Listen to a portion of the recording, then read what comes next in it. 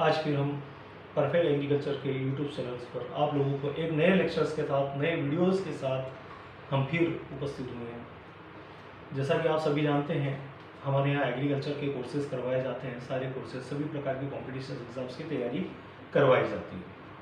चलिए, आज हम स्पेशली खेती के बारे में बात करेंगे, और वो खेती भी कौन सी होगी, धान की और पेड़ी की कल्टीवेशंस या राइस के कल्टीवेशंस के बारे में हम लोग डिस्कस करेंगे।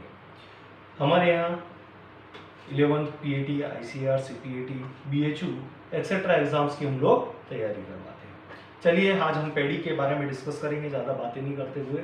चलिए, सीरियल क्रॉप। सीरियल्स का मतलब होता है लगभग अनाज वाली फसलें। अनाज का मतलब होता है गेहूं, मक्का, ज्वार, बाजरा आदि हायर कार्बोहाइड्रेट्स। यदि अपन कहें तो इन सभी फसलों के अंदर कार्बोहाइड्रेट का अमाउंट क्या होता है, ज़्यादा होता है। ये फसलें मोनोकॉटिलिडन होती है, एक बीजपत्री होती है। इन्हीं फसलों में सबसे पहले अपन पेड़ी का लेंगे। पेड़ी को हम लोग धान भी कहते हैं, चावल भी कहते हैं। क्या कहते हैं? पेड़ी को धान, चावल या राइस आदि एक्सेट्रा नामों से जाना जाता है। चलिए, पेड़ी के लिए हम लोग पेड़ी की ही क्यों बात कर रहे हैं, पेड़ी क्या चीज़ें हैं, पेड़ी को क्यों कल्टीवेट किया जाता है। तो पेड़ी यदि आप बात करेंगे तो इसमें दिया है the most important stables foods for largest part of world human population. ज़्यादातर लोगों का ये फूड का क्या, भोजन का क्या होता है, भाग है, इसलिए हमें इसे उगाना ही पड़ता है। ज़्यादातर लोग यही भोजन करते हैं, गेहूं, और दूसरा क्या होता है हमारा, चावल। इन लोगों के गेहूं पर और चावल पर क्या होते हैं, व्यक्ति डिपेंडेंट होते हैं। ज़्यादातर लोग साउथ ईस्ट एशिया के लोग कई सारे इसको भोजन के रूप में एक्सेप्ट करते हैं, ग्रहण करते हैं ज़्यादातर, और एनर्जी लेते हैं। दूसरा है, पॉइंट दिया गया है the grain is the second highest world wide productions after wheat. गेहूं के बाद ये दूसरा वर्ल्ड में होने वाला सबसे ज़्यादा अनाज है। सबसे ज़्यादा कौन सा होता है, गेहूं होता है। फिर गेहूं के बाद यदि कोई सा होता है तो वो चावल होता है। जबकि इंडिया के अंदर यही पोजीशन आप बात करेंगे तो फर्स्ट पेड़ी होता है, चावल होता है, और सेकेंड नंबर में हमारा क्या होता है, गेहूं होता है। चलिए, आज हम गेहूं के क्लासिफिकेशंस के बारे में बात करते हैं। क्लासिफिकेशंस गेहूं का पहला जगत होता है किंगडम है, मतलब जगत प्लांटी होता है, पादप जगत होता है। प्लांटी सभी पौधे पादप जगत में ही आते हैं। फाइलम या डिवीजन एंजियोस्पर्म का मतलब होता है आवृत्त बीजी, जिसके ऊपर, कवर के ऊपर क्या पाया जाए, छिलका पाया जाता है, वो लोग एंजियोस्पर्म, आवृत्त बीजी, है ना। और दूसरे होते हैं जिम्नोस्पर्म, जो यहाँ पर नहीं है। जिम्नोस्पर्म की हम खेती नहीं करते, हम सभी पौधे लगभग एंजियोस्पर्म लेते हैं। फिर क्लास दिया है आपका मोनोकॉटिलिडन्स।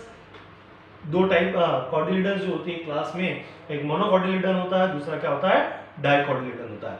मोनोकॉटिलिडन्स के अंदर एक बीजपत्री, अर्थात जिसको दो सिमिलर पार्ट्स में हम डिवाइड नहीं करेंगे, और डाइकॉटिलिडन का मीनिंग होता है द्विबीजपत्री, जिनको हम दो सिमिलर पार्ट्स में डिवाइड करते हैं, जैसे ग्राउंडनट है, अर्थनट है, पीनट है, जिसको अपन क्या है, पिजन पी है, मतलब मूंगफली है, अरहर है, सोयाबीन है। इनको दो भागों में बांटने पर बराबर बढ़ जाते हैं, वह डाइकॉटिलिडन होते हैं।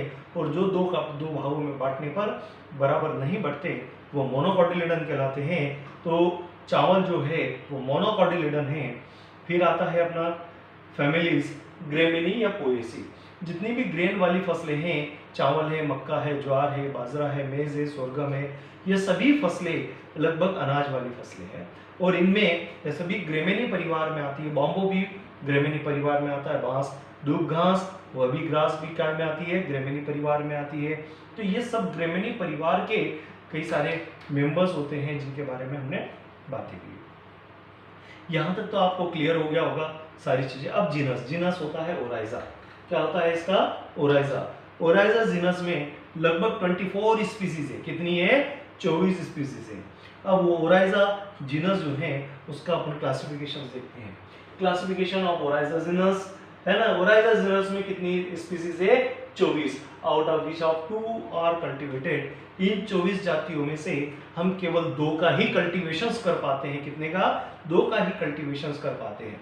पहली ओराइजा सेटाइवा जो कल्टीवेटेड की जाती है, यह वैरायटी हमारे यहाँ खेती जिसकी की जाती है वो ओराइजा सेटाइवा है। हालांकि ये डिप्लॉइड प्रजाति है। डिप्लॉइड का मतलब होता है द्विगुणित, उनमें गुणसूत्रों की संख्या डिप्लॉइड होती है, द्विगुणित होती है। 2n बराबर 28, it is A 3 main rice. यह 3 प्रकार के चावल होते हैं जो अलग अलग क्षेत्रों में अलग अलग कंट्रीज में उगाए जाते हैं। इस डिप्लॉइड प्रजाति में ये स्पीसीज, डिप्लॉइड जो स्पीसीज है इसमें 24 जो क्रोमोसोम्स हैं इसकी अलग अलग जातियां हैं, सब स्पीसीज हैं, उन सब स्पीसीज की खेती अलग अलग जगह पर करते हैं। पहला अपन देख रहे हैं इंडिका। कौन सी है? इंडिका। इसका लो प्रोडक्टिविटी है और ग्राउंड इन इंडिया, और यह कहाँ की जाती है? भारत में की जाने वाली फसल है। Japonica highest productivity ground in Japan, इसका हम लोग जापान में करते हैं। ध्यान रखना इसमें दिया है हाईएस्ट प्रोडक्टिविटी, इसकी उपज, इसकी प्रोडक्शन बहुत ज्यादा होता है प्रति हेक्टेयर। फिर दूसरी होती है जौनिका, इसे हम एक नाम और से जानते हैं जिसका नाम है ब्लू राइस। क्या नाम है? Blue rice. Grown in Indonesia, ये इंडोनेशिया में उगाई जाती है। कहाँ उगाई जाती है? इंडोनेशिया से, हमें वाइल्ड फ्रॉम राइस, इसे जंगली चावल भी अपन कहते हैं। चलिए, फिर दूसरी एक और जो 2 स्पीसीज जिसकी हम कल्टीवेशन करते हैं उसमें ओराइजा ग्लेब्रिमा होती है। यह हमारे देश में कल्टीवेटेड नहीं की जाती, इंडिया में नहीं की जाती। ये मेनली कहाँ की जा रही है? अफ्रीका में। कहाँ की जाती है? अफ्रीका में खेती की जाती है। तो ये आपको क्लियर हो गया होगा कि ओराइजा की 24 स्पीसीज में से 2 ही कल्टीवेटेड की जाती है। एक होती है ओराइजा सेटाइवा और दूसरी ओराइजा ग्लेब्रिमिया। इनमें ओराइजा सेटाइवा की 3 सब स्पीसीज है, जेपोनिका, इंडिका और जौनिका। जौनिका को हम ब्लू राइस भी कहते हैं। यह इंडोनेशिया में ग्रो की जाती है, जेपोनिका जापान में ग्रो की जाती है, और इंडिया के अंदर कौन सी की जाती है? इंडिका। क्लियर है? चलिए आइए अपन नेक्स्ट टॉपिक पर चलते हैं। Area and distributions in world. Area और डिस्ट्रीब्यूशंस मतलब कहां पर, कितने क्षेत्रफल पर, कितने एरिया में पेड़ी कल्टीवेटेड की जाती है। डिस्ट्रीब्यूशंस कहां कहां वितरित होती है उसके बारे में अपन डिस्कस करेंगे। चलिए, एरिया। एरिया में वर्ल्ड्स के अंदर कंडीशंस है ये कि वर्ल्ड की है, कोई इंडिया की नहीं है, हम टोटल वर्ल्ड की बात कर रहे हैं। सबसे ज्यादा एरिया यदि बोया जाता है, सो किया जाता है, तो वह एरिया इंडिया में किया जाता है। 45 मिलियन हेक्टेयर लैंड पर लगभग पेड़ी का कल्टीवेशन किया जाता है, जबकि चाइना में इससे कम किया जाता है और इंडोनेशिया में और कम किया जाता है। भारत में बोया सबसे ज्यादा जा रहा है, परंतु देखने में हमें यह आएगा कि इसकी प्रोडक्शन जो है वह इंडिया में बोया जरूर जा रहा है, पर प्रोडक्शन कहाँ हो रहा है? चाइना में ज्यादा हो रहा है। तो प्रोडक्शन में सीक्वेंस थोड़ा सा क्या हो गया है? चेंज हो गया है। China is a first प्रोडक्टेड country हो गई है, इंडोनेशिया सेकंड हो गया है, और इंडिया क्या हो गया है? थर्ड पोजीशन पर आ गया है। चलिए, प्रोडक्टिविटी की बात करें तो जापान के चावल की प्रोडक्टिविटी क्या होती है? राइस की ज्यादा होती है, उपज ज्यादा होती है। प्रोडक्टिविटी प्रति हेक्टेयर क्या लेना? उपज ज्यादा आना प्रोडक्टिविटी कहलाता है। लगभग 158 क्विंटल्स पर हेक्टेयर एवरेज औसत फॉर्म में यदि माना जाए तो 58 क्विंटल पर हेक्टेयर आसानी से चावल प्रोडक्शन होता है। वहाँ की वेराइटियाँ डॉग होती है, अच्छी होती है, क्लाइमेट भी ठीक है, इस वजह से वहाँ का प्रोडक्शन थोड़ा सा ज़्यादा है। चलिए, अब इंडिया की कंडीशंस देखते हैं। इंडिया के अंदर हमारी क्या एरिया है, कितना डिस्ट्रीब्यूशन है, और कौन से एरिया में हम ज़्यादा कल्टीवेट करते हैं। जैसा कि सब जानते हैं, वेस्ट बंगाल में चावल खाया भी ज़्यादा जाता है, वहाँ पर कल्टीवेटेड भी ज़्यादा होता है। वेस्ट बंगाल सबसे ज़्यादा एरिया में सोविंग किया जाता है, फिर यूपी में किया जाता है, फिर बिहार में किया जाता है। फिर अपन बात करें प्रोडक्शंस की तो वेस्ट बंगाल, यूपी और यहाँ पर बिहार की जगह पर क्या आ गया है? आंध्र प्रदेश उत्पादन। चलिए, अब प्रोडक्टिविटी में सबसे तेज, सबसे ज्यादा प्रोडक्टिविटी प्रति हेक्टेयर यदि प्रोडक्शन देखा जाए तो पंजाब का है 34 क्विंटल्स पर हेक्टेयर। इसकी प्रोडक्टिविटी, इसकी उपज कही जाती है पर हेक्टेयर औसत रूप से 34 क्विंटल्स इंडिया के अंदर होता है, और वो भी कहाँ होता है? पंजाब में होता है सर्वाधिक। वर्ल्ड में यदि प्रोडक्टिविटी की बात करें तो हम लोग किसकी बात कहेंगे? जापान की। इंडिया के अंदर प्रोडक्टिविटी की बात करें पंजाब की, प्रोडक्शन की बात करेगा वेस्ट बंगाल की, और वर्ल्ड के अंदर प्रोडक्शन की बात करेगा चाइना की, है ना। और एरिया बोने के लिए यदि बात करेगा कितनी ज्यादा पर क्षेत्र पर बोया जाता है? सबसे ज्यादा इंडिया में बोया जाता है। चलिए आगे अपन चलते हैं, क्या कैसे प्रिपरेशंस करते हैं। तो थोड़ा सा मैं इंट्रोड्यूस बता देता हूं कि चावल एक खरीफ की फसल है। कौन से सीजन की है? खरीफ। हालांकि ये हम लोगों को रेनी सीजन में, वर्षा ऋतु में हम लोग इसकी खतर करते हैं। बसंत में भी करते हैं, कई अलग अलग जगहों पर अलग अलग तरीके से खेती की जाती है। जब ये खेती करते हैं, हम बोने की बात करते हैं, तो उसमें सबसे पहले हमें उसकी प्रिपरेशंस को देखना होता है कि किस तरह से हम प्रिपरेशंस करेंगे। पहले उसको बनाने के लिए पेड़ी को नर्सरी बनाएंगे, या सीधे खेतों में हम क्या कर देंगे, डायरेक्टली फील्ड पर क्या कर देंगे, सीड को छिड़क देंगे। तो ये बेस्ट, दोनों में से ज्यादातर बेस्ट माना जाता है नर्सरी प्रिपेयर करके हम लोग खेत में पौधों को क्या करें, ट्रांसप्लांट करें। सबसे पहले हम टाइप ऑफ नर्सरी देखते हैं। नर्सरी कितने प्रकार की हो सकती है? नर्सरी बनाई जा सकती है वेट नर्सरी बनाई जा सकती है। वेट का मतलब होता है भीगी विधि या गीली विधि भी अपन कह सकते हैं, ड्राई सूखी विधि। और तीसरे नंबर पर डेपोक विधि आती है। ये बहुत इंपॉर्टेंट मेथड्स हैं, इस बात का हमें ध्यान रखना है, इसके बारे में अपन डिस्कस करेंगे। पहले अपन वेट या नर्सरी की बात कर लेते हैं। यह वेट या भीगी विधि जो पूरा एरिया जो रहता है हमारा, उस एरिया का 1 हेक्टेयर लैंड यदि ले रहे हैं तो 1 हेक्टेयर का 1/10 पार्ट, 1/10 भाग से 1/20 भाग, मतलब 500 से 1000 metre squares, 500 to 1000 metre squares की हम लैंड लेते हैं। जितने में जिस फील्ड में हमें ट्रांसप्लांट करना, उस फील्ड की एक हिस्सा इतना लिया जाता है। उसके अंदर हम लोग सीड रेट रखते हैं, है ना, अलग सीड रेट रखते हैं। और उसके लिए प्लांटिंग, अब वो जो नर्सरी में तैयार हुआ है उसके लिए जो प्लांटिंग के लिए जो एज रखते हैं वो 25 से 30 दिन की डे में हम लोग नर्सरी जो तैयार हो गई है उससे वहां पर हम क्या कर सकते हैं, ट्रांसप्लांट कर सकते हैं। दूसरी होती है ड्राई नर्सरी। इसमें हम ड्राई सूखी है, ट्रांसप्लांटिंग की एज 20 से 25 दिन दी गई है, 20 से 25 डेज दी गई है, इतने में हम फील्ड में रोप सकते हैं। थर्ड होती है डेपोक मेथड्स। डेपोक मेथड्स की ट्रांसप्लांटिंग मेथड जो होती है, उसमें डेपोक में हम क्या कर सकते हैं, जो फील्ड होती है उस फील्ड में हम लोग सॉइल लेस क्या करते हैं, एटमॉस्फेयर तैयार करते हैं, मृदा रहित माध्यम तैयार करते हैं। मृदा रहित माध्यम में हम या तो क्या कर देते हैं, मीडियम में पॉलीथीन की लेयर बिछा देते हैं, या फिर वहाँ टाट के बोरों की लेयर बिछा देते हैं। हो सकता है लीफ, रूट, स्टेम्स आदि या कोई स्ट्रॉन्ग मटेरियल हम लोग क्या कर देते हैं, वहाँ लगा देते हैं। उनके अंदर हम लोग क्या करते हैं, प्लांट्स को, सीड्स को क्या करते हैं, ग्रो करते हैं। प्लांट को नहीं, सीड्स को हम ग्रो करेंगे, वह भी मेथड्स हमारी क्या कहलाएंगे, डेपोक्स कहलाएंगे। कि सॉइल ले सरफेस तैयार कर रहे हैं। अब कैसे तैयार करते हैं उसके लिए फोटोज आते हैं। चलिए ये फोटो है, इसमें आप देख रहे हैं कि इसमें हम ये सॉइल है, सॉइल के ऊपर हम लोग काय की लीफ बिछा रहे हैं, बनाना की लीफ जो है, पत्तियां हैं, उनको बिछा रहे हैं। मतलब सॉइल के कॉन्टेक्ट को हटा रहे हैं, किससे, उसके सीड्स को जो लगाना है उससे। उस तरह से यहाँ पर पॉलीथीन का यूज भी किया जा सकता है। इस जगह पर हम लोग टाइल्स वाले हार्ड लेयर का भी हम क्या कर देते हैं, यूज कर सकते हैं। वहां पर भी हम लोग इजीली सरफेस पर भी, फर्श के ऊपर भी इसको हम क्या कर सकते हैं, डेवलप कर सकते हैं। डेपोक विधि में हमें 3 बात को ध्यान रखना है। डेपोक विधि कहाँ डेवलप की गई थी, तो इसको डेवलप करने का जो श्रेय जाता है, ये सबसे पहले इंट्रोड्यूस करवाई गई फिलीपींस के द्वारा। किसके द्वारा, फिलीपींस, मनीला।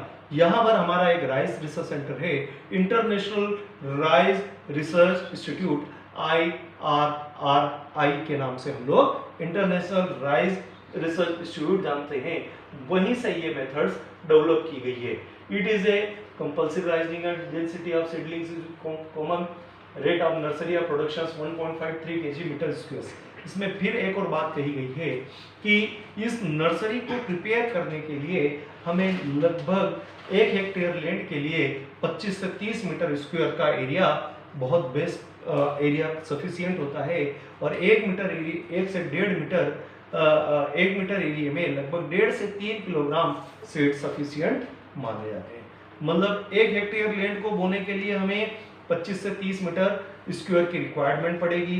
1 मीटर स्क्वायर में 1.5 किलोग्राम से 3 किलोग्राम तक हम सीड आसानी से डाल सकते हैं। चलिए, method of sowing and transplanting. कौन कौन सी मेथड है ट्रांसप्लांटिंग की, ब्रॉडकास्टिंग। तो ये डायरेक्टली है, इसको डायरेक्ट फील्ड में ही हम क्या करते हैं, छिटक देते हैं, बिल्कुल अनाजों को जैसे छिटक कर हम लोग तैयार करते हैं। इसकी सीड रेट जो होती है 100 किलोग्राम प्रति हेक्टेयर या 80 से आप लोग 100 किलोग्राम तक लोग सीड रेट रखते हैं। औसत रूप से अपन 80 से 100 किलोग्राम, औसत हम 90 भी कह सकते हैं, है ना, एवरेज इतना लिया जा सकता है। ड्रिलिंग मेथड, ड्रिलिंग मेथड्स का मतलब होता है ड्रिल करके। ड्रिल किससे किया जाता है? सिड्रिल से किया जाता है। किससे किया जाता है? सिड्रिल। सिड्रिल के साथ फर्टिलाइजर को मेंटेन करके हम लोग जब बो देते हैं, ड्रिलिंग उसे कहते हैं। 60 kg पर हेक्टेयर्स में हमारी सीड रेट इसमें रखी जाती है। फिर अपना आता है हाइब्रिडाइज। हाइब्रिडाइज की सीड रेट 15 किलोग्राम पर हेक्टेयर्स रखी जाती है। डेपो मेथड में कितनी रखी जाती है? 1.5 से 3 किलोग्राम मीटर स्क्वायर। इसके पहले अपने डिस्कस हो गया था। अब आते हैं इरिगेशंस पर। इरिगेशंस क्या होती है? क्रिटिकल स्टेज पर हम लोग गेहूं, चावल, मक्का, ज्वार, बाजरा आदि को क्रिटिकल मतलब क्रांतिक, जब उसको आवश्यकता होगी तब हम उसमें पानी को देंगे, जिससे उसका प्रोडक्शन बढ़ जाएगा। तो चूंकि राइस कल्टीवेटेड होता है, लेट पानी के अंदर ही कल्टीवेट होता है, इसलिए उसकी जो पानी भरा ही रहता है खेतों में, तो इरिगेशन हम नहीं करते। फिर भी उसको इरिगेट की रिक्वायरमेंट सबसे ज़्यादा कौन सी अवस्था पर जरूरत पड़ती है? वही उसकी क्रिटिकल स्टेज कहलाती है। तो बूटिंग जो स्टेज होती है वही सबसे ज़्यादा उसकी क्या है? क्रिटिकल स्टेज है। इसकी है राइस की सबसे बेस क्रिटिकल स्टेज, या वाटर रिक्वायरमेंट जब उसको बहुत ज़्यादा होती है वो बूटिंग स्टेज पर बहुत ज़्यादा होती है। यदि इस समय हम सिंचाई नहीं करेंगे तो लगभग धान का प्रोडक्शन 35 से 40% तक गिर जाता है। टिल्लिंग स्टेज कब आती है? तो वह आती है बोई के 2 से 20 दिन के बाद ट्रांसप्लांटिंग की एज आती है। टिलर्स बहुत सारे बनते हैं। वाटर रिक्वायरमेंट, वाटर रिक्वायरमेंट का मतलब क्या होता है कि धान को प्रोडक्शंस के लिए जितने पानी की रिक्वायरमेंट होती है वो वाटर रिक्वायरमेंट होता है लगभग 143 से 167 सेंटीमीटर, 143 से 167 सेंटीमीटर वाटर्स की। धान के लिए जो अपन ने बात की 143-167 सेंटीमीटर वाटर, इसको 150 से हम लोग 200 भी सेंटीमीटर वाटर की रिक्वायरमेंट होती है। पेड़ी के लिए अपन इतनी बात करते हैं। चलिए आगे टिलर्स की बात करते हैं। टिलर्स क्या होते हैं? जितने ज्यादा धान के अंदर टिलर्स होगा उतना ही प्रोडक्शन ज्यादा होगा। टिलर्स, यहाँ से जितनी ज्यादा लीफ निकलती हुई दिखाई देगी, यहाँ पर जितने भी आपको दिखाई देंगे वो टिलर्स ही कहलाते हैं। ये टिलर्स प्राइमरी टिलर्स और क्या हो सकते हैं? सेकेंडरी टिलर्स और टर्सरी टिलर्स होते हैं। प्राथमिक, द्वितीयक और तृतीयक टिलर्स अपन कह सकते हैं। जितने ज्यादा टिलर धान के अंदर होंगे उतना ही ज्यादा प्रोडक्शन माना जाता है। बूटिंग स्टेज आपने कहा इरिगेशन की सबसे मेन स्टेज कौन सी होती है? बूटिंग स्टेज होती है। तो यहाँ पर इरिगेशन करने के लिए इस तरह के जब निकलने लगे तब हमें सर्वाधिक पानी की जरूरत पड़ती है धान को, इसे हम बूटिंग स्टेज कहते हैं। चलिए फर्टिलाइजर एंड मैनेजमेंट, क्योंकि आप सब जानते हैं कि धान पानी के अंदर होता है। किसके अंदर होता है? पानी के अंदर होता है। तो धान को क्या हम सीधे ब्रॉडकास्टिंग मेथड से दे सकते हैं? यदि हमने दे दिया तो क्या होगा? पानी में ही नाइट्रोजन घुलकर क्या हो जाएगी? ऊपर उड़ जाएगी, लॉस हो जाएगा। काफी फर्टिलाइजर्स में से न्यूट्रिएंट्स का हमारा क्या हो जाएगा? नुकसान हो जाएगा। इसलिए हम लोगों को इस बात का ध्यान रखना है कि इसमें ब्रॉडकास्टिंग मेथड, छिटकवा विधि से हमें फर्टिलाइजर को नहीं देना चाहिए। इसमें डीप प्लेसमेंट मेथड के द्वारा देना चाहिए। पहले तो हम ये देखें कि इसमें नाइट्रोजन की, एनपीके की कितनी कितनी मात्रा की जरूरत होती है। तो NPK, nitrogen, phosphorus and potash के रेशो 100-60-60, 100 किलोग्राम लगभग नाइट्रोजन, 60 किलोग्राम लगभग फास्फोरस और 60 kg ही लगभग पोटास। 100-60-60 इतना जरूरत पड़ती है अच्छी ईल्ड के लिए, बहुत अच्छी ईल्ड के लिए। चलिए, है ना। और मेथड हम ब्रॉडकास्ट न लेते हुए बाकी फसलों में हम ब्रॉडकास्ट मेथड लेते थे, पर यहाँ पर हमें डीप प्लेसमेंट मेथड का यूज करना है। कौन सी मेथड का? डीप प्लेसमेंट, मतलब ये अंदर की ओर धान के पौध के पास ही क्या करना है? देना है, और डीप प्लेस मेथड कहलाती है। क्योंकि धान यहाँ पर दिया गया है ना, the deep place method of the ammonical form of nitrogenous fertilizers, है ना, in the reduced zone has been revealed to be। कहने का यहाँ सीधा सीधा तात्पर्य यही है कि रिड्यूस जोन में हम लोग दें ताकि उसका लॉस कम से कम हो, और पौधा जो धान का है वह अमोनिया के फॉर्म में नाइट्रोजन को एक्सेप्ट करता है। इसलिए हमें नाइट्रोजनस जो फर्टिलाइजर जो लेना है वो भी कौन सा लेना है? अमोनिकल फॉर्म वाला, NH4+ वाला हम लोगों को फर्टिलाइजर्स लेने हैं। अमोनिकल फॉर्म वाला नाइट्रोजनस फर्टिलाइजर यूज करना है। एंड साथ ही जो एप्लीकेशन किया जा रहा है वो एक बार में न देते हुए 2 से 3 बार में हमें यूज करना है फर्टिलाइजर। यदि हमने एक बार में पूरा दे दिया तो या तो उसका क्या होगा, पानी के साथ वो सोल्यूबल होकर लीच हो जाएगा, लीचिंग का मतलब होता है नीचे की ओर बह जाएगा, या फिर उसका डीनाइट्रिफिकेशन हो जाएगा, एटमॉस्फेयर में फ्री हो जाएगा, है ना। तो ये दोनों प्रोसीजर से हमारा नाइट्रोजन का काफी लॉस हो जाता है। इस वजह से हम लोगों को नाइट्रोजन को एक साथ न देते हुए फास्फोरस और पोटास को एक साथ दिया जा सकता है। नाइट्रोजनस फर्टिलाइजर की इफिशियंसी इन राइस, इफिशियंसी मतलब लॉस तो होना ही है, पर उसकी इफिशियंसी दक्षता कितनी होती है, 100 kg में से 30 से 40 किलोग्राम तक वो प्लांट्स को अवेलेबल हो पाती है। 30 से 40% ही उसकी इफिशियंसी होती है। इसलिए हम लोग फर्टिलाइजर के साथ साथ उसके अंदर बायोलॉजिकल नाइट्रोजन फिक्सेशन करने वाले बायो फर्टिलाइजर्स का हम यूज करते हैं। वो बायो फर्टिलाइजर्स के रूप में हम लोग बीजीए, ब्लू ग्रीन एल्गी का यूज कर सकते हैं, एजोला का हम यूज कर सकते हैं। तो इन्हीं के बारे में अपन डिस्कस करते हैं। बायो फर्टिलाइजर्स क्या होते हैं? Bio fertilizers eco friendly fertilizer जो इन्वायरमेंट को क्या करते हैं, सेफ रखते हैं, बिल्कुल ही इन्हें इन्वायरमेंट को कोई नुकसान नहीं होता। ये एटमॉस्फेयर में जो फ्री 78% जो नाइट्रोजन है उसको लैंड के अंदर क्या करते हैं, फिक्स करते हैं, जिससे प्लांट वहीं से क्या करता है, एब्जॉर्ब करता है। इसलिए हम लोग बायो फर्टिलाइजर का यूज करना हमारे लिए बेस्ट होता है।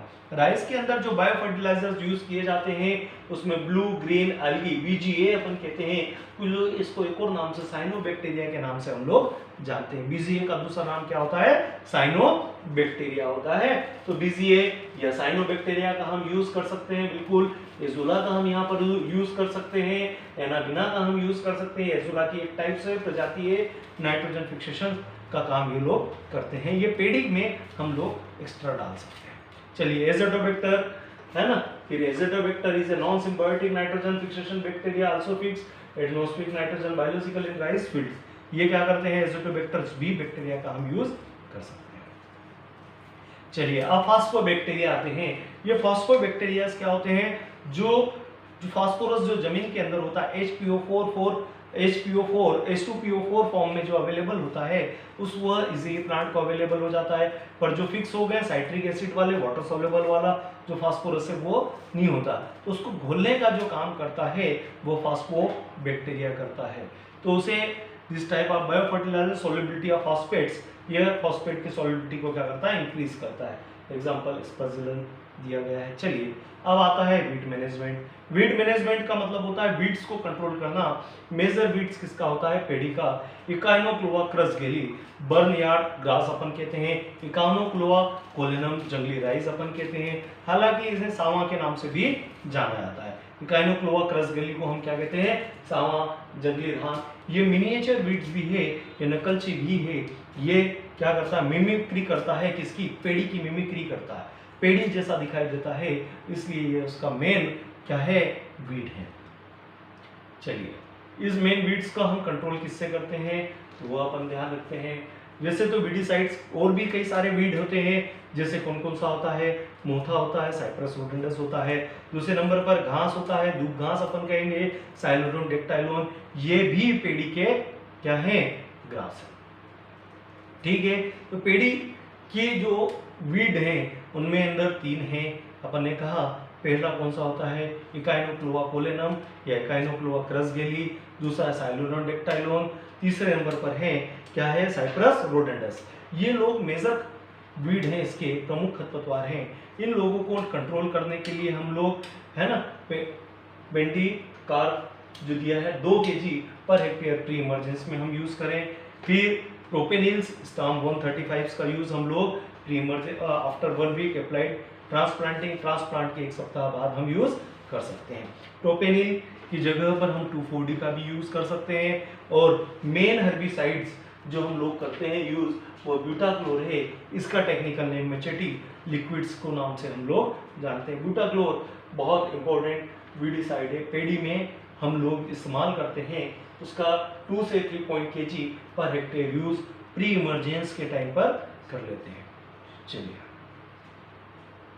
अब बुशनिंग क्या होता है। बुशनिंग एक ऐसी प्रक्रिया है जिसमें बुआई के अपन 4 से 6 वीक बाद है ना, 4 to 6 वीक बाद हम लोग उसके बीच में जो खरपतवार हैं उन लोगों को क्या करते हैं, काउंट्री प्लाव, देसी प्लाव के द्वारा, लोकल प्लाव के द्वारा क्या करते हैं ना, खरपतवार को निकालते हैं।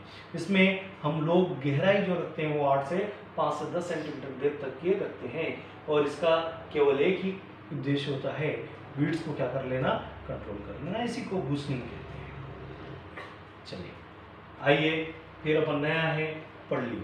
पडलिंग धान की खेत की एक बहुत महत्वपूर्ण इम्पोर्टेंट प्रोसीजर है, प्रक्रिया है। इस पडलिंग में हम लोग पानी को लीचिंग होने से, लॉस होने से बचाने के लिए हम लोग सॉइल को वाटर के साथ पूरी तरह से मिक्स कर देते हैं, जिसे कीचड़ मचा देते हैं। उसी को हम क्या बोलते हैं, पडलिंग बोलते हैं।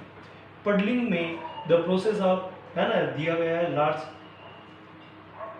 ठीक है, the process of decretion of mechanical force, soil extraction, moisture content is done with the puddlers. किसकी वजह से करते हैं, पडलर की वजह से। हम लोग पडलर के सपोर्ट से ये काम करते हैं। यह दिखाई दे रहा है आपको, पूरा का पूरा मल्च किया जा रहा है, मिक्सिंग किया जा रहा है, खेतों में पानी भर दिया गया है, फिर किस ट्रैक्टर से मचाया जा रहा है, उसे ही हम लोग पडलिंग कहते हैं। और ये इक्विपमेंट जो होता है पडलर होता है। क्या होता है, पडलर। पडलर, पेडी पडलर भी हम लोग कह सकते हैं इसको। चलिए डिजीज, मेन जो डिजीज आने वाली है, सबसे पहली डिजीज है बैक्टीरियल ब्लाइट। ये बहुत मेन डिजीज है। बैक्टीरिया के होने वाला ब्लाइट्स दो प्रकार की होती है, एक फंगल के द्वारा होने वाली होती है, दूसरी बैक्टीरिया के द्वारा होने वाली है। क्योंकि ये बैक्टीरियल ब्लाइट है, बैक्टीरिया के द्वारा होती है, इसका कॉज जो होता है वह है ज़ेंथोमोनास ओराइजी। क्या नाम है, ज़ेंथोमोनास ओराइजी बैक्टीरिया के द्वारा होने वाला है। और इसके ऊपर जो लीफ दिखाई दे रही है, लीफ के बीचों बीच आपको दिखाई दे रहे हैं स्पॉट, एक धारी टाइप की दिखाई दे रही होगी, है ना, यही बैक्टीरियल ब्लास्ट का मेजर सिम्टम है जो पत्तियों पर दिखाई दे रहा है। चलिए, जिंक की डिफिशियंसी से होने वाली डिसीज, है ना, न्यूट्रिएंट की डिफिशियंसी से होने वाली डिसीज, ये मेजर डिसीज है, इसको अपन खेरा कहते हैं। क्या कहते हैं, Khaira disease. Ghera disease of rice is due to zinc deficiency. यह डिसीज जिंक की डिफिशियंसी से होती है, इसलिए 25 किलोग्राम अतिरिक्त जिंक हमें फील्ड में दे देना चाहिए इसके कंट्रोल के लिए। Khaira disease was the first reported by, Khaira के बारे में सबसे पहले वाई.एल. लेने ने बताया 1966 में पंतनगर, उत्तराखंड में। खेरा डिजीज किसकी वजह से होती है, जिंक की वजह से होती है, और मेनली यह नर्सरी स्टेज पर ज्यादातर देखी जाती है। ये आपको दिखाई दे रहे होंगे, इसमें स्पॉटेड, इस तरह के यदि स्पॉट्स बनते हुए दिखाई दें, धब्बे बनते हुए दिखाई दे, तो यह आप ये मान के चलना है कि ये कौन सी बीमारी है, खेरा बीमारी है। चलिए अब आगे चलते हैं। Paddy blast, the rice is a blast disease caused by fungus. जो है ये फंगस के द्वारा होती है, किसके द्वारा, फंगस के द्वारा। मैंने बोला था एक बैक्टीरियल ब्लास्ट बैक्टीरिया के द्वारा होती है, पेडी ब्लास्ट फंगस के द्वारा होती है। इसमें फंगस का नाम जो है वह है पाइलेरिया ओराइजी। क्या नाम है इसका, पाइलेरिया ओराइजी। जो फंगस है वो पाइलेरिया ओराइजी फंगस इस पर अटैक करता है। लिख लेना आप लोग, पाइलेरिया ओराइजी। क्या नाम है उसका, पाइलेरिया ओराइजी फंगस के द्वारा इस तरह के स्पॉट्स लीफ पर दिखाई देते हैं। ये कलम पर जो दिया है, जगह जगह पर ये कलम पर, जोड़ों पर, हम लोगों को कलम के जोड़ों पर हमें इस तरह के सिम्टम इसमें फंगस के द्वारा दिखाई देंगे। यदि पेनिकल की बात करें तो पेनिकल में इस तरह के हम लोगों को दिखाई देंगे। ये पेड़ी के अलग अलग जगह पर ये पाइलेरिया ओराइजी फंगस जो है अटैक करता है। ये पेडी ब्लास्ट फंगस के द्वारा होने वाली मेन डिसीज है। अब अपन बात करते हैं क्लासिफिकेशंस की। एक प्रकार का क्लासिफिकेशन, अलग क्लासिफिकेशन नहीं है, अलग अलग जगह पर लोकल नेम के नाम से अलग अलग धानों को जाना जाता है। सबसे पहले अपन ने कहा क्रॉप सीजन में खरीफ आता है। खरीफ में भी दो लिया है, अगेती खरीफ और पिछेती खरीफ। अगेती खरीफ में अर्ली खरीफ जब आता है उसमें अस या ओटम्स के नाम से जानते हैं। किसके नाम से, अस या ओटम अपन कहते हैं। यह सबसे पहले वेस्ट बंगाल में की जाने वाली कल्टीवेशन है, इसमें मई जून को सोविंग करते हैं और सितंबर अक्टूबर में हार्वेस्टिंग कर ली जाती है, कटाई कर ली जाती है। दूसरे नंबर पर अमन राइस आता है। अमन राइस अगेती खरीफ पिछेती खरीफ है, यह मई जून में बोया जाता है और मेनली उड़ीसा के अंदर इसका कल्टीवेशन किया जाता है मई और जून में, और मई जून ऊपर वाले का है, इसके अंदर जो है वह जून और जुलाई है। उड़ीसा के अंदर इसमें किया जाता है, यहाँ पर थोड़ा सा आप चेक कर लेंगे, यहाँ पर जून और क्या डाल लेंगे, जुलाई डालेंगे। क्या डालेंगे, सोविंग टाइम होता है अमन का होता है जून और जुलाई, सितंबर, नवंबर और दिसंबर। हार्वेस्ट टाइम किसका होता है, जून जुलाई और नवंबर दिसंबर, ये होता है मई जून और सितंबर अक्टूबर। समर या स्प्रिंग या बोरो या स्प्रिंग होता है, ये बिहार में भी की जाती है, वेस्ट बंगाल में भी की जाती है।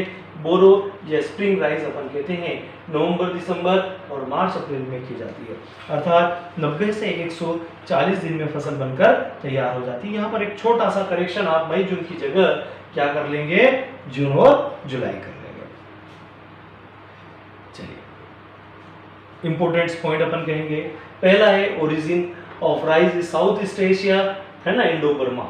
ओरिजिन क्या कहा जाता है, ओरिजिन प्लेस, जहां पर यह पहली बार देखा गया है, उत्पत्ति जहां पर इसकी हो गई है, वहां की बात की है, तो वो कौन सा होता है, south east Asia, Indo Burma. Rice is a self pollinated crop. Self pollinated, pollination का मतलब होता है जब एक मेल एक फीमेल फ्लावर के, एक मेल फ्लावर से पोलन निकलकर एक फीमेल फ्लावर के स्टिग्मा पर यदि जाता है, एक कहां से, नरभाग निकलकर मादा के सबसे ऊपरी वर्तिकाग्र पर पहुंच जाता है, तो उसे हम लोग क्या कहते हैं, पोलिनेशंस कहते हैं।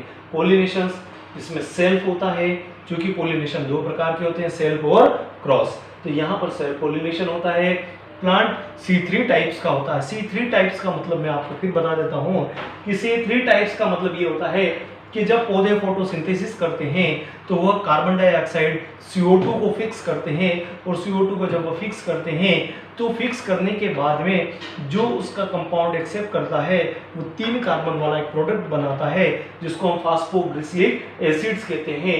वो 3 कार्बन वाला है, इसलिए इस प्लांट को हम C3 प्लांट्स कहते हैं।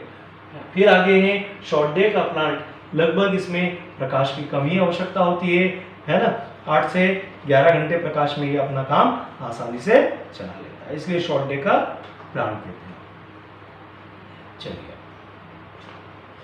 अगला पॉइंट है प्रोटीन कंटेंट ऑफ राइस, 6 से 7% इसमें प्रोटीन का कंटेंट होता है। फिर फैट कंटेंट इज राइस 2 से 2.5 fat which of loss during of milling. फिर आता है the main protein in rice, oryzenin, उसको किस नाम से जानते हैं, ओराइजिन प्रोटीन के नाम से हम लोग जानते हैं, जो उसके अंदर होता है। बाउल, अब ये स्टेट नाउ इज बाउल, है ना, किसे कहते हैं, किस स्टेट को बाउल के नाम से जानते हैं, पेड़ी का बाउल या धान का बाउल या राइस ऑफ बाउल अपन कह सकते हैं, तो वह है छत्तीसगढ़ सीसी को। फिर हायर यील्डिंग वेराइटीज है, हायर यील्डिंग वेराइटीज में डार्क वेराइटी आप, है ना, quality rice have developed IARI, Indian agriculture rice institute Pusa के द्वारा ये बासमती वन तैयार की गई है ना, पूसा बासमती वन प्रिपेयर की गई है। First hybrid rice developed by फॉर्मा चाइना, फ्रॉम चाइना, पहला हाइब्रिड चावल किसके द्वारा, चाइना के द्वारा किया गया है। First hybrid variety basmati in world in PHR 10, ये है first hybrid variety rice in India 1964। फिर आता है is sulphur aromatic basmati rice, मतलब एरोमेटिक बासमती राइस जो तैयार किया गया है पूसा RS10 है। Rice inflorescence now is panicle, जो है राइस का जो इन्फ्लोरेंस होता है उसको हम क्या कहते हैं, पेनिकल कहते हैं। विच ए ग्रुप ऑफ स्पाइकलेट्स, ये किसका ग्रुप होता है, स्पाइकलेट्स का ग्रुप होता है। इसमें दिया गया है आपको कई सारे ये स्पाइकलेट्स होते हैं, ये स्पाइकलेट्स का जो ग्रुप होता है ये कई सारे ऐसे छोटे छोटे स्पाइकलेट्स आप मिलकर एक पूरा का पूरा क्या बनाते हैं, पेनिकल्स बनाते हैं। ये पेनिकल है, क्या है, पेनिकल। तो एक group of spikelets now is panicle, मतलब अपन ये कह सकते हैं बहुत सारे स्पाइकलेट्स आपस में मिलकर एक पेनिकल्स बनाते हैं, है ना। तो ये राइस के इन्फ्लोरेंस को अपन क्या कहते हैं, पेनिकल कहते हैं, है ना, और उसके ग्रुप को अपन क्या कहते हैं, स्पाइकलेट्स कहते हैं। चलिए rice stem commonly called is haulms and culm. Culm अपन ने कहा, क्लम अपन थोड़ी देर पहले फोटो में आया था। जो स्टेम्स होते हैं उसको ही हम क्या कहते हैं, क्लम्स कहते हैं, ठीक है। और ये क्लम्स के हैं, लीव यहाँ क्लम से ही निकलता है, नोड और इंटरनोड, दो चीजें और भी दी गई है। चलिए अब धान जो फ्लावर है, दाने को जो है, सॉरी पेड़ी के जो दाने को है वो कैरियोप्सिस कहते हैं। अपन क्या कहते हैं, कैरियोप्सिस। कैरियोप्सिस जो होते हैं वह यहाँ पर दाना रहता है, जो अंदर व्हाइट कलर का जो निकलता है, या येलो कलर के चावल, पीले चावल में विटामिन ए एक इम्पोर्टेंस में, येलो राइस के अंदर विटामिन ए सर्वाधिक होता है, बहुत ज़्यादा अमाउंट में होता है। यह बात नोट करने योग्य है, आप नोट कर लेना। चावल की बात की है, राइस की बात की है, तो इन दोनों के अंदर जो दाना रहता है उस दाने को हम कैरियोप्सिस कहते हैं, और ये दूर को पेलिया और लेम्मा कहते हैं। और पेलिया और लेम्मा को राइस से अलग जो करते हैं उसे हुल कहते हैं। राइस से अलग करने को हुलिंग कहते हैं। मतलब कॉमनली रूप से राइस इसके बीच में है और इसके बीच में कैरियोप्सिस है। ये क्या है, पेलिया है और एक लेम्मा है। लेम्मा और पेलिया आपस में मिलकर पूरा कंप्लीटली होते हैं, इसे हुल कहते हैं। हुल से ग्रेन को अलग करना हुलिंग कहलाता है। Hulling is the must procedure for rice. Rice के लिए बहुत इंपॉर्टेंट प्रक्रिया है। Hulling percent of rice 75% hulling का परसेंटेज होता है। फिर होता है optimum pH of soil required of growing rice 4 to 6 pH. कितने पर होता है, 4 से 6 पीएच बेस्ट माना जाता है चावल के लिए। हुलिंग आपको समझ में आया होगा। हुलिंग में दो चीज निकलती है, एक भूसा निकलता है, एक दाना निकलता है। तो दाने का अमाउंट जो होता है वो 75% होता है, जो भूसा स्ट्रो मटेरियल रह जाता है वह 25% रह जाता है, ठीक है। हाँ, हुलिंग किससे किया जाता है उस इक्विपमेंट का नाम भी आप लोग याद रख लेना। हुलिंग विनोवर से किया जाता है। किससे किया जाता है, विनोवर से। किससे किया जाता है, विनोवर से किया जाता है। The optimum pH soil required for growing rice 4 से 6 पीएच पर बेस्ट होता है। टेस्ट वेट किसे कहते हैं, टेस्ट वेट का मतलब होता है 1000 चावल के दानों का वेट यदि हमने ले लिया जाए ग्रामों में, वो टेस्ट वेट कहलाता है। 100 ग्राम ग्रेन का वेट ग्रामों में यदि हमने लिया है तो वो टेस्ट वेट कहलाता है। किसी भी चीज का 1000 दानों का भार आप ले लें, टेस्ट वेट ही कहलाता है। हालांकि राइस का टेस्ट वेट 25 ग्राम होता है। कितना होता है, 25 ग्राम होता है। Rice variety suitable for logged area and जलमग्न, जो पानी वाला सेक्टर्स होता है, जहां पर पानी बहुत ज्यादा भरा होता है, वहां पर यदि कोई की जाती है तो जलमग्न की जाती है। दूसरी और भी वेराइटियां हैं, जलमग्न, जयसूर्या, पानी धान, ये सब उन जगह पर की जाती है जहां पानी भरा हुआ होता है, वाटर लॉगिड एरिया रहेगा। The first God varieties of developed in world TN1 in Taiwan 1964-1965। फिर आता है Jagannath is the mutant variety. ये बात ध्यान रखना है, जगन्नाथ म्यूटेंट वेराइटी है, उत्परिवर्तित किस्म है। चलिए अब आगे अपन चल रहे हैं। क्रॉप के लिए मेनली जो पॉइंट होती है उसके लिए किस तरह की सॉइल रिक्वायरमेंट होती है। पेड़ी के लिए तो इसमें क्ले, हैवी, लोमी सॉइल, चिकनी, दोमट, पीली मृदा अपन कहेंगे, ये सबसे बेस्ट मानी जाती है, येलो सॉइल मानी जाती है। सोविंग टाइम 15 जून से 15 जुलाई, हालांकि ये माना जाता है पर अलग अलग सेक्टरों में। सितंबर, अक्टूबर, अपन ने देखा नवंबर, दिसंबर में भी इसके पहले कल्टीवेशन किया जाता था। सीड रेट की बात की है तो डायरेक्ट सोविंग 80 से 90, हमने 100 किलोग्राम बताया, हमने बताया 80 से 90 भी की जाती है। ब्रॉडकास्टिंग मेथड भी अपन कहते हैं। ट्रांसप्लांटिंग मेथड में यदि सीड रेट रखी जाती है 40 से 35, और डिबलिंग मेथड्स में या चुबाई की बात की जाए 60 से 70 किलोग्राम रखी जा सकती है। प्लांटिंग स्पेस 10 into 20 सेंटीमीटर्स रखी जा सकती है।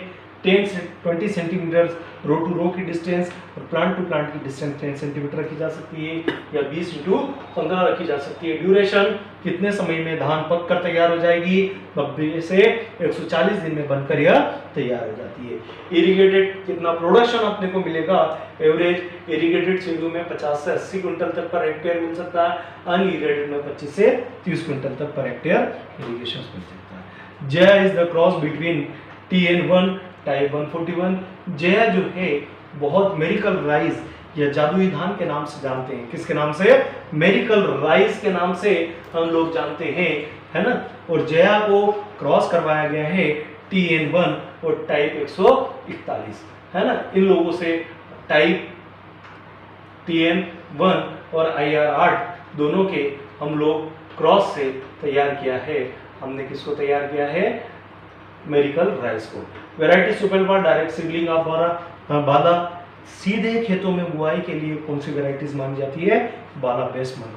साल्ट टॉलरेंस वैरायटीज रहती है, साल्ट रेजिस्टेंस वैरायटी, साल्ट की जो लैंड है उन लैंड में जो खेती की जा रही है वहाँ जया है, रत्ना है और उसर धान एक और नोट कर लेना। ये तीनों वैरायटी सॉल्ट रेजिस्टेंस वैरायटियाँ हैं जो धान के खेतों में जहाँ लवणीय भूमि है वहाँ पर की जाती है। अब चलिए धान के बारे में, हम इंसेक्ट के बारे में बात करते हैं। Rice hispa. धान के कई सारे इंसेक्ट होते हैं जो उस पर अटैक करता है। पहला होता है राइस हिस्पा, इसका नाम डिक्सेडिपिया अमेजेरिया इसका साइंटिफिक नेम है। दूसरे नंबर पर गंगी बग, यह बहुत इंपॉर्टेंट कीट है, इंसेक्ट है। लेपिप्टोकोरिसिका एक्यूटा साइंटिफिक नेम है। यह विशेषकर धानों में दूधिया अवस्था पर मिल्किंग स्टेज पर अटैक करता है। मिल्क जब दानों में भर रहा होता है उसी टाइम पर आपको दिखाई दे रहा होगा, मैंने बाली है, इस बाली के अंदर मिल्क भर रहा होगा, दान दूध भर रहा होगा, उस टाइम पर ये अटैक कर रही है। चलिए फिर आता है इंसेक्ट अगला स्टेम रोलर, स्टेम बोर करता है, तने को छेद कर देता है। तीसरा है rice weevil sitophilus oryzae. Sitophilus oryzae rice weevil या चावल की लट भी अपन कहते हैं, यह चावल का धुंधुरिया भी अपन कहते हैं। चावल के अंदर धुंध जो पाया जाता है राइस विविल स्टोफिलस ओराइजी, यह प्रमुख है। ये स्टोरेज पेस्ट है, भंडारण के दौरान होने वाला कीट है। ठीक है, तो इन कीटों का नियंत्रण हम लोग नॉर्मली किसी भी इंसेक्टिसाइड जैसे एंडोसल्फान, ट्राइसोफास, मोनोकोटोफास, सल्फास एक्सेट्रा का छिड़काव करके हम लोग कर सकते हैं। थैंक्स फॉर इस वीडियो के लिए सभी को धन्यवाद आपके देखने के लिए।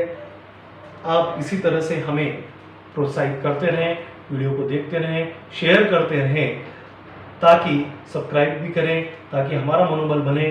फिर अगले वीडियो के साथ मैं गेहूं की फसल लेकर जल्द ही कल ही उपस्थित आपके साथ